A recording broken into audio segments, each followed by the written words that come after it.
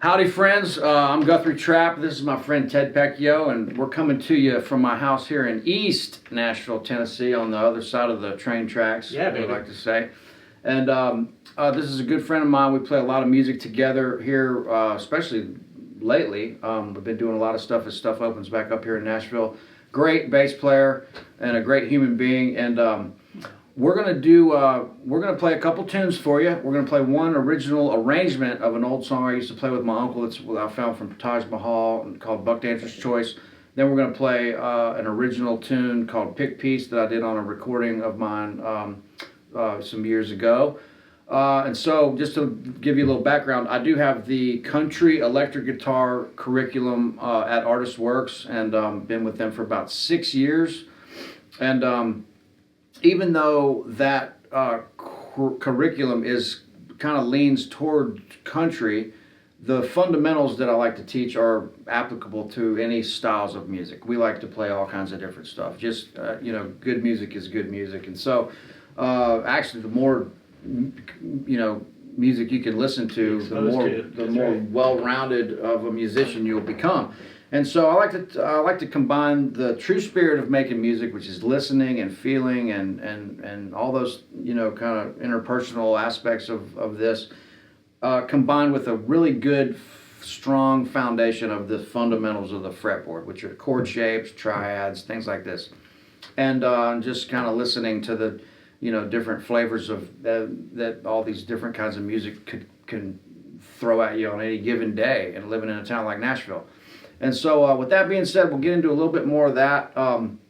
This is a little bit of an interesting setup, playing electric bass and electric guitar without a drummer.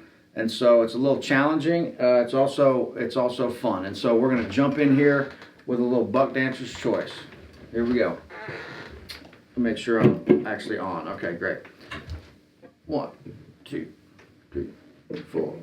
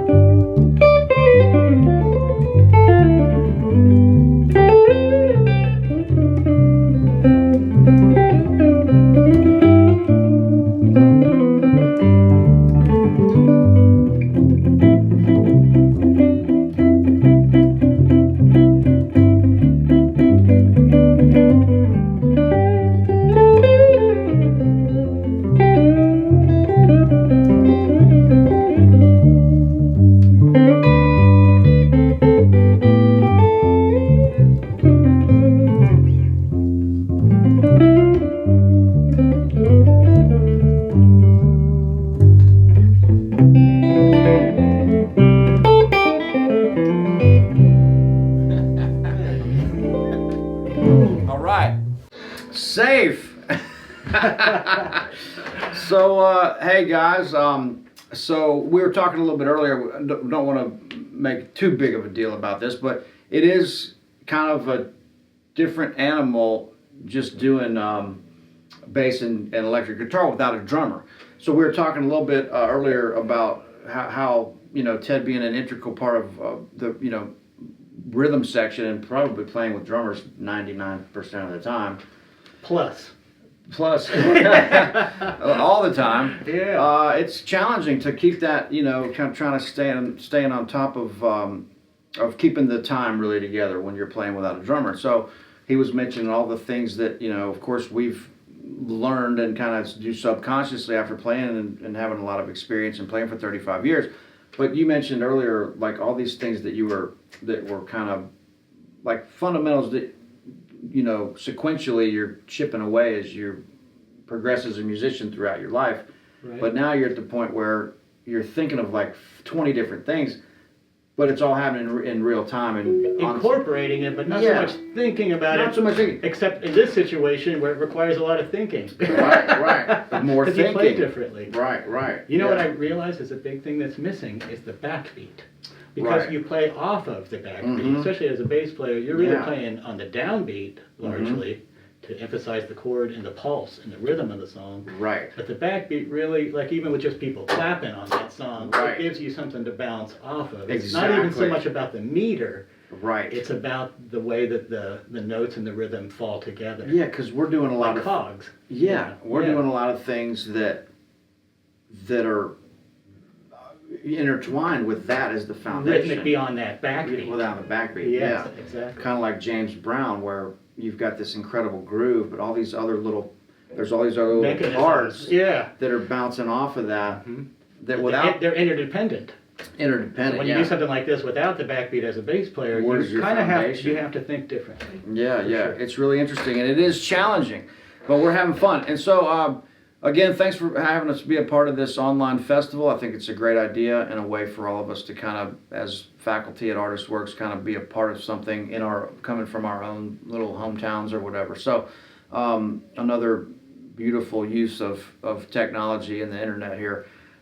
So hey, we're gonna play a tune now called Pick Piece, and see if I can get through this one. As I always like to say, no extra charge for mistakes. And so we'll play this little tune called Pick Piece. And this is John mentioned a little bit about where these tunes come from. This song was it's kind of a 1-6 minor 4-1. So it's based on these chords. It's a very standard chord progression, but I took it apart and kind of did these little kind of a little melody here where you're going E, 6 minor, 4. So it's really, that's really the melody line, but with the chords intertwined. And then this other part, based on the targeting the 1 and the 3 of those chords. And so I'm always trying to just kind of come up with a part that works, and then maybe throw a B part in, change the rhythm up a little bit, try to write something that I would not be bored listening to if I was in the audience. That's where I always go. And so try to have a melody and then some sort of groove that's fun to play over. And so there's a quick little insight to some of that. Not anything too heavy. But okay, so we'll do this. So 1, 2, 3, 4.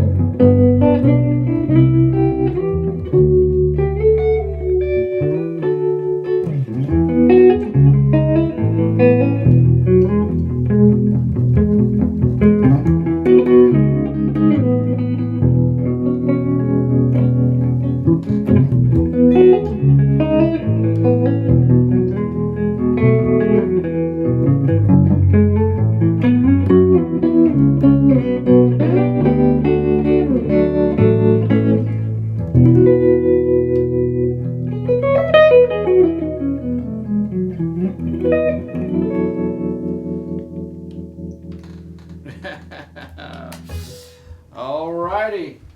Thanks a bunch, friends.